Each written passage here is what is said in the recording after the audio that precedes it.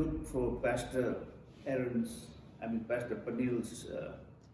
Sabbath class, and as he was talking on Daniel chapter 12,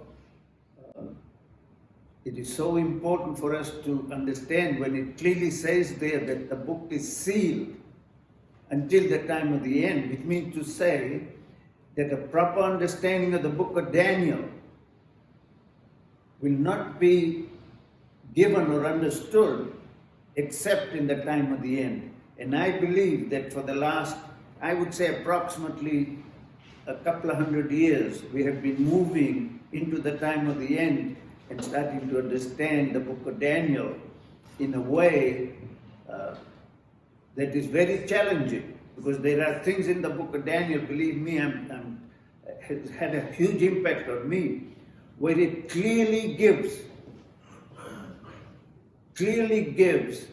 us the approximate birth date of Jesus, the date of the crucifixion, and it is so clearly laid out. But believe me, I'm telling you this, Satan also, before the time of the end, for the last who knows how long back, has given a grossly wrong interpretation about Jesus, and the time of his birth, time of his death, and also approximately the time when the Jewish people would have had rejected the gospel, and then the gospel goes out to the world. I think it's been very, very important. And then when he's talking of knowledge shall increase, as much as what he was bringing out, that the knowledge has increased in the light of modern technology and all of this, we must not fail to understand that knowledge, as much as the knowledge in the realm of good and evil is increasing, the same knowledge will be increasing in the domain of the tree of life, which means to say an understanding of the Holy Scriptures will exponentially increase in this stage in our lives. And we must make sure that the person that we should be completely focused on to understand the end time the way we should understand, especially the Bible, is the person of Jesus Christ. What we're going to do this morning is continue from the part one of the message we gave, the Old Testament examples and their spiritual benefits. And this is part 2, November 16, 2024. And we had focused on 1 Corinthians chapter 10, where Paul is writing something that is uniquely different to anything that has ever been stated in the Old Testament. So we're going to look at that, but we're going to start with this whole issue of Moses. Okay? And we are told that that through Moses we are going to get certain understanding that is going to be radically different to the way we might perceive with our first encounter with it. So with that, I want us to start with Exodus chapter 2, and we're going to look at the birth of Moses and what has proceeded after that. Exodus chapter 2, and a man, at verse 1, and a man of the house of Levi went out and took as a wife a daughter of Levi. So the woman conceived and bore a son. And when she saw that he was a beautiful child, she hid him 3 months. Don't forget, this is the order of Pharaoh that every male child is to be killed. So here we come to this portion where she hid the child for 3 months. But when she could no longer hide him, she took an ark of bulrush rushes for him, daubed it with asphalt and pitch, put the child in it, and laid it in the reeds by the river bank. And his sister, this is Moses' sister, and his sister stood afar off to know what would be done to him. Then the daughter of Pharaoh, very important to understand what's going to happen now. Then the daughter of Pharaoh came down to bathe at the river. What river is this that she's going to bathe in? What do you think? It's the Nile River. So keep that in mind. Very important for us to understand that it's the Nile River. And her maidens walked along the riverside, and when she saw the ark among the reeds, she sent her maid to get it. And when she opened it, she saw the child, and behold, the baby wept. So this is still no name given. It's the baby, 3 months. So she had compassion on him and said, "This is one of the Hebrews' children." Then his sister said to Pharaoh's daughter, "Shall I go and call a nurse for you from the Hebrew woman, that she may nurse the child for you?" And Pharaoh's daughter said to her, "Go." So the maiden went and called the child's mother. Then Pharaoh's daughter said to her, "Take this child away and nurse him for me, and I will give you your wages." So the woman took the child and nursed him. And the child grew, and she brought him to Pharaoh's daughter. I guess once it was weaned. And he became her son. So this child became Pharaoh's daughter's son. So she called his name Moses. Who gave the name to the child? Pharaoh's daughter.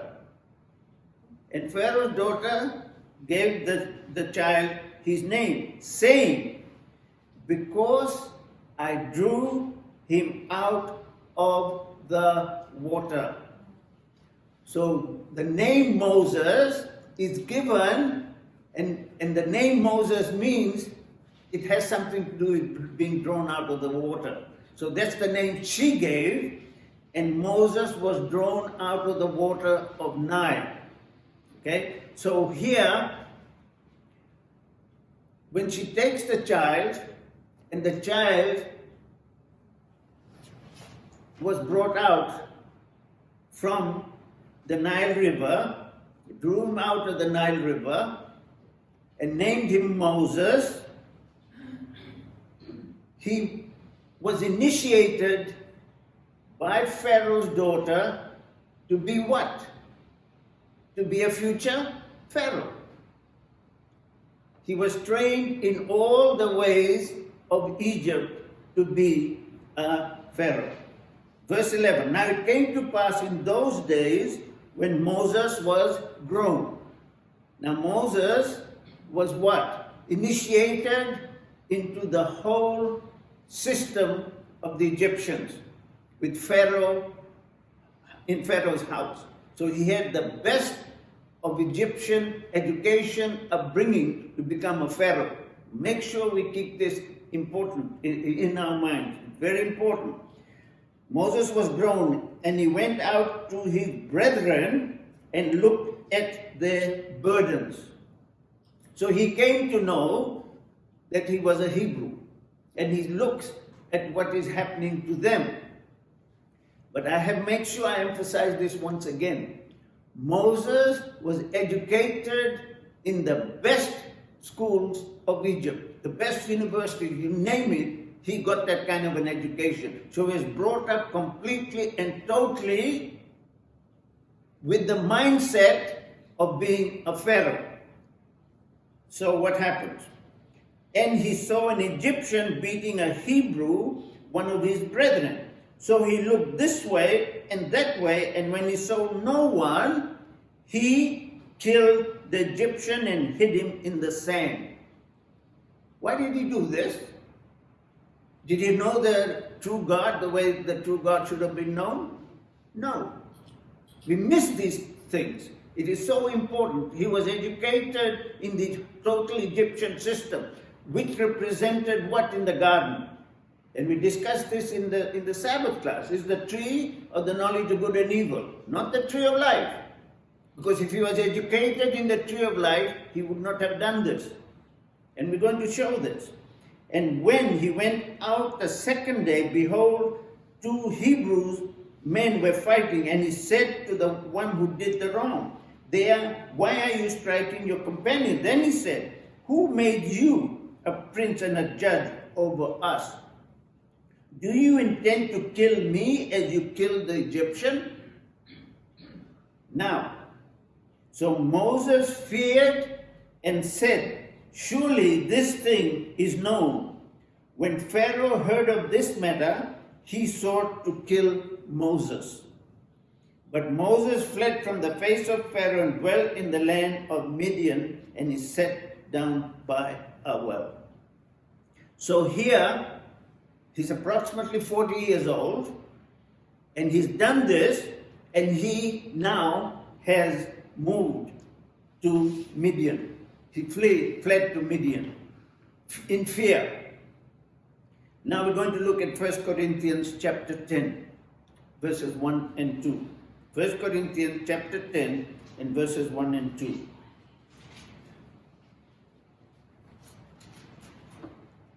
Moreover, brethren, we've looked at this last week, but we'll continue on this. Moreover, brethren, I do not want you to be unaware or don't be ignorant that all our fathers were under the cloud and all passed through the sea. Verse 2. All were baptized into Moses in the cloud and in the sea. Dear ones, how were all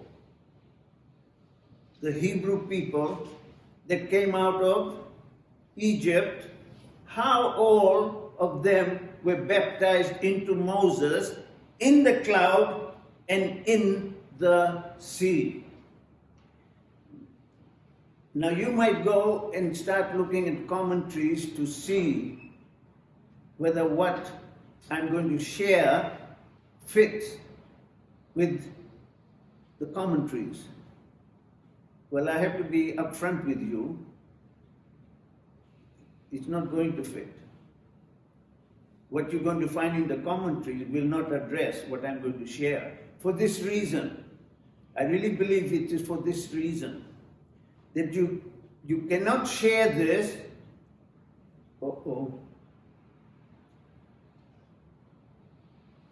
Sorry.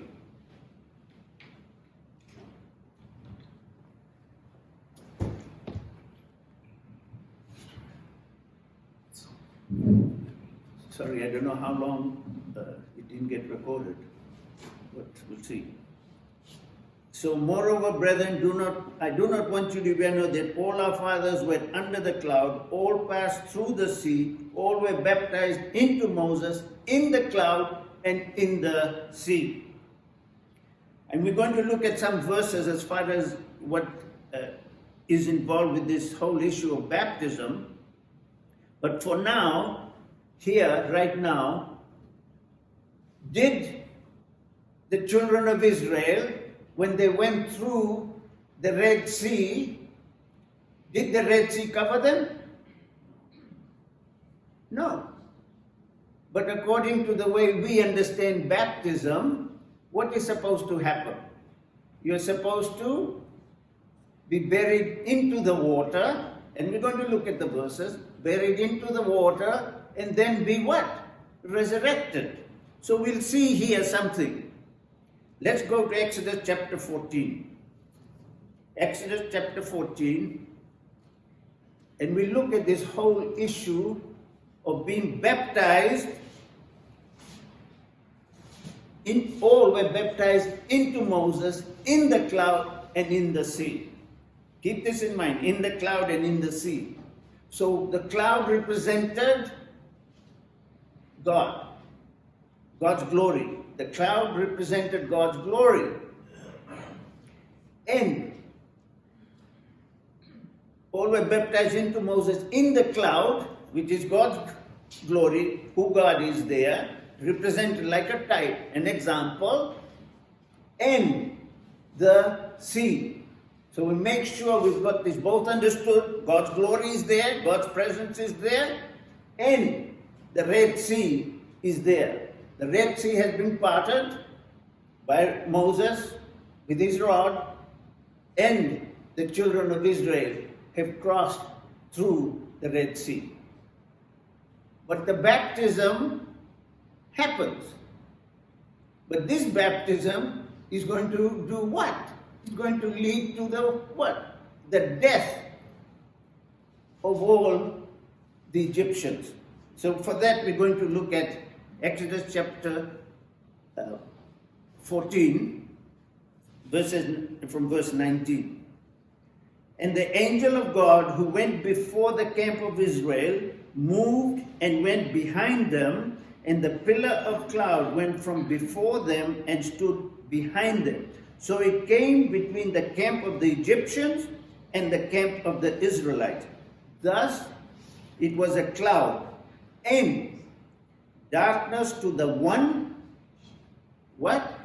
Darkness to the one. Darkness to the Egyptians and light to the other. Darkness to the one, and it gave light by night to the other. And you have to look at all of this because Paul clearly says that this whole event, we have to understand it in the light of an example. As an example. So here, light represents God's light, and darkness represents Satan's system. And here, it is night also. So that one did not come near the other all that night. Then Moses stretched out his hand over the sea, and the Lord caused the sea to go back by a strong east wind all that night. What the verse is telling us? That who? Moses. Then Moses stretched out his hand, he had the rod in it, over the sea, and the Lord caused the sea. Who? The Lord caused the sea to go back by a strong east wind all that night and made the sea into dry land. Make sure we are understanding this. Moses has clearly written and stated that the Lord is involved in what transpired in that whole event of the waters coming back from both sides that were there. Okay? And the waters were divided. East wind, and all that night, this is when the children of Israel had crossed, and made the sea into dry land, and the waters were divided. So the children of Israel went into the midst of the sea on the dry ground, and the waters were a wall to them on the right hand and on the left. So there was no water covering them, touching them, nothing. Some commentaries try to say that water was sprinkled on them. So by that sprinkling, that was the baptism of Moses. There's no such truth. There is no such truth in there. Okay, so look again. A wall on the right hand and on the wall on the left. So they went through completely a dry ground. And the Egyptians pursued and went after them into the midst of the sea. All Pharaoh's horses, his chariots, and his horsemen. Now it came to pass in the morning watch that the Lord looked down upon the army of the Egyptians through the pillar of fire and cloud. So here we got this confirmed that the cloud and the fire was representing God. And he troubled the army of the Egyptians. And this is talking of God, and he took off the chariot wheels so that they drove them with difficulty. And the Egyptians said, "Let us flee from the face of Israel, for the Lord fights for them against the Egyptians." So here God is the one that messed up the chariot. God is the one that is going to do what transpires. So God's glory is there. And now, what is going to happen? Then the Lord said to Moses, stretch out your hand over the sea, that the waters may come back upon the Egyptians, on their chariots, and on their horsemen. And Moses stretched out his hand over the sea, and when the morning appeared, the sea returned to its full depth, while the Egyptians were fleeing into it. So who got baptized? If you really think of baptism, who really got baptized here? Not the Israelites. It was the Egyptians.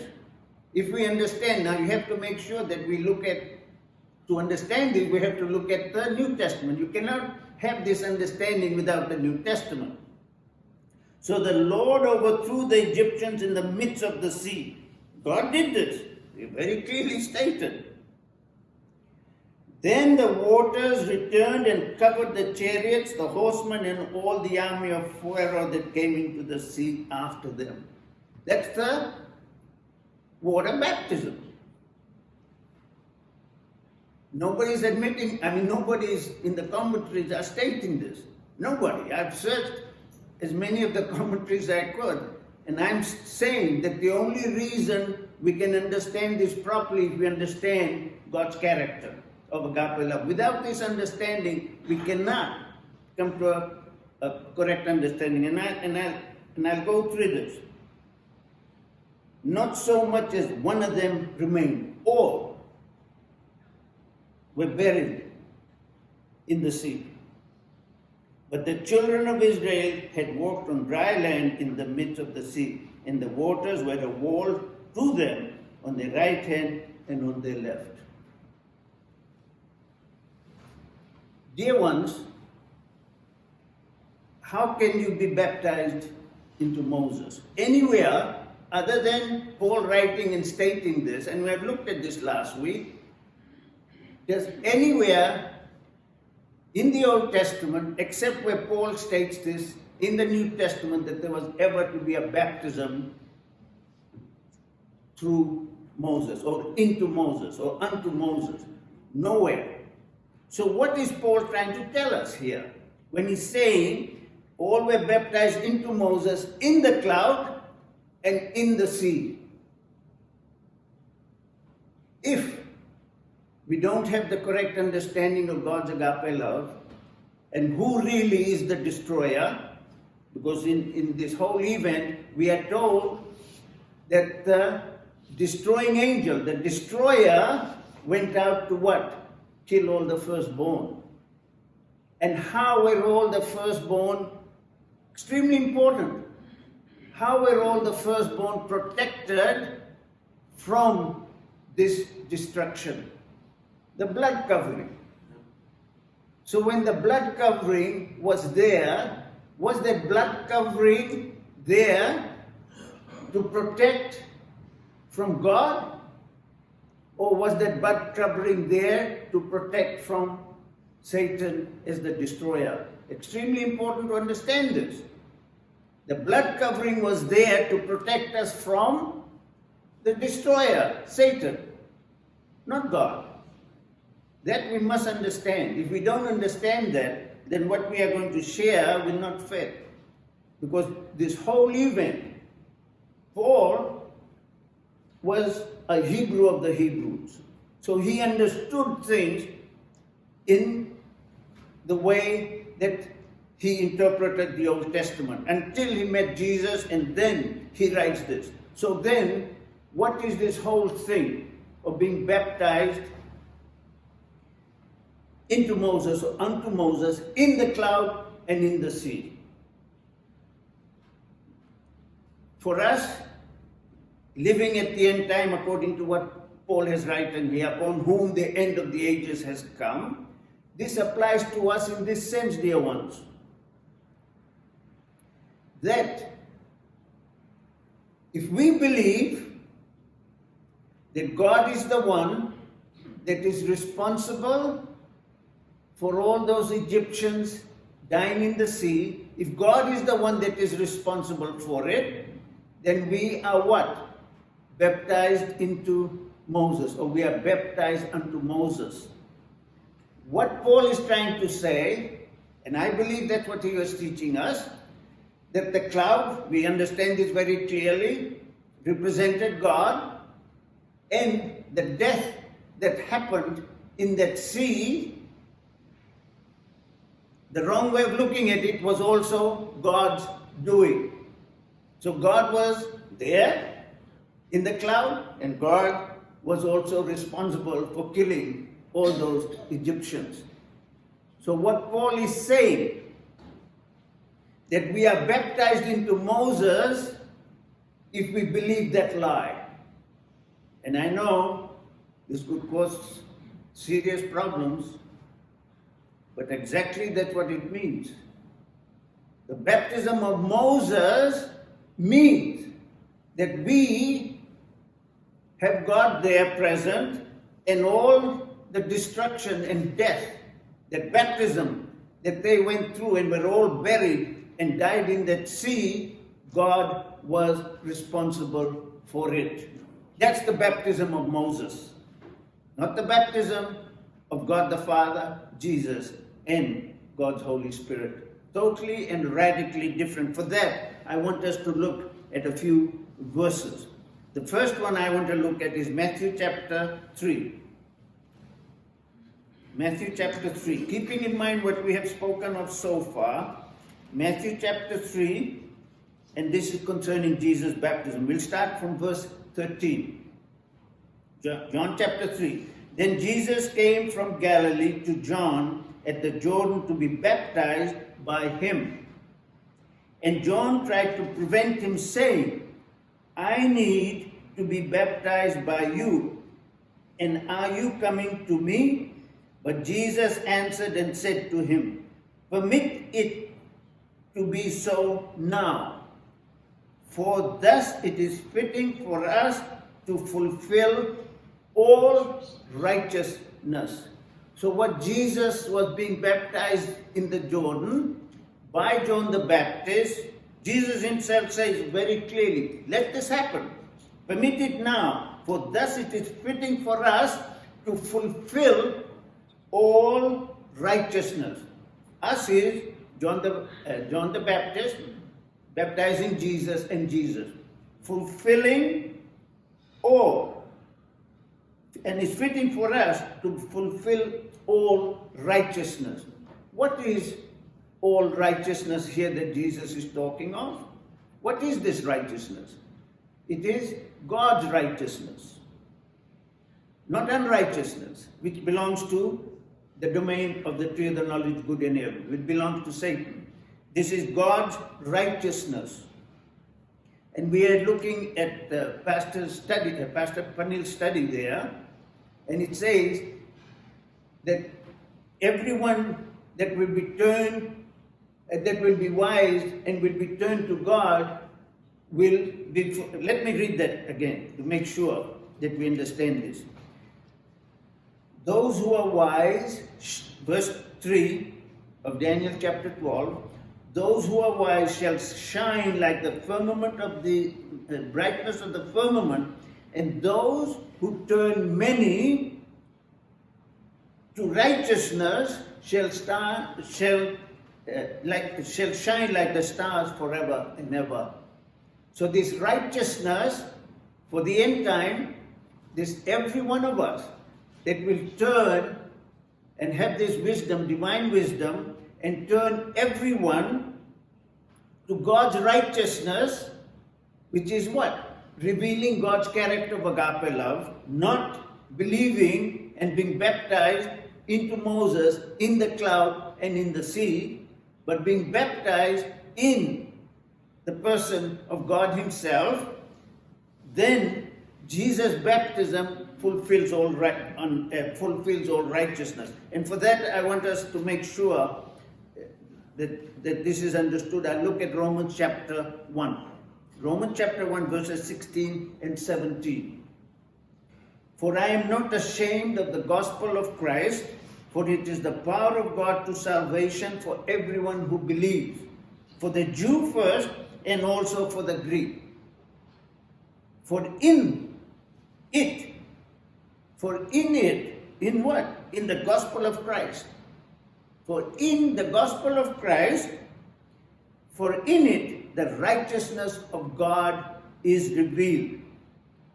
In the gospel of Christ, the righteousness of God is revealed. In the gospel of Christ, the true character, the true righteousness of God is revealed. And then he says, from faith to faith. What does that mean? Which means to say our faith should never stop. It'll go from faith to faith, which means to say we will keep learning about the righteousness of God or the gospel of Jesus Christ, and we will be moving from faith to faith. It's an ongoing thing. You don't become a denomination and get stuck in denominationalism. No, you cannot. This is a movement from faith to faith involving the righteousness of God. And one other passage I want us, two more passages. Let's turn to Romans chapter 6, in the light of concerning baptism. In chapter 6 of Romans, and we look at verses 1 to 4. What shall we say then? Shall we continue in sin that grace may abound? Certainly not. How shall we who died to sin live any longer in it? Or do you not know that as many of us as were baptized into Christ Jesus, not baptized into Moses or unto Moses, were baptized into Christ Jesus, were baptized into his death. Therefore, we were buried with him through baptism into death, that just as Christ was raised from the dead by the glory of the Father, even so we also should walk in the newness of life. So we go through this baptism, death to the old way of understanding everything, the old method that sin was responsible for, buried in baptism and risen again in Christ Jesus. Even so, we should also walk in the newness of life. And some of us might wonder that how this whole issue of baptism in Moses, in the cloud and in the sea, and what we have just shared is in a way revealed to us more here in the New Testament. For that, because of our time constraint, we will continue in this line of study and show again from Paul's writings how important it is that we are not part of being people that are baptized into Moses in the cloud and in the sea.